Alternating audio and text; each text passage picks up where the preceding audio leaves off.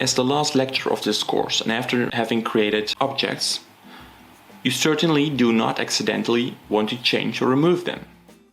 That's where locking layers comes in. Let's assume we have a white background, and I'm just going to add an object in front of it.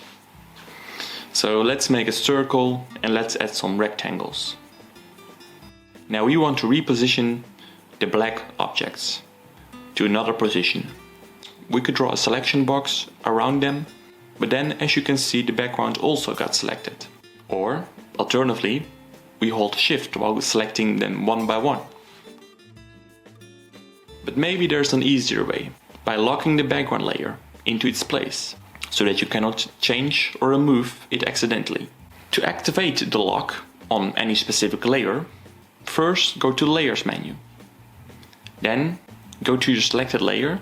Right next to the eye icon you see a blank space. Click on it and there will appear a lock. Keep in mind that you cannot access the locked layer by double-clicking or right-clicking anymore.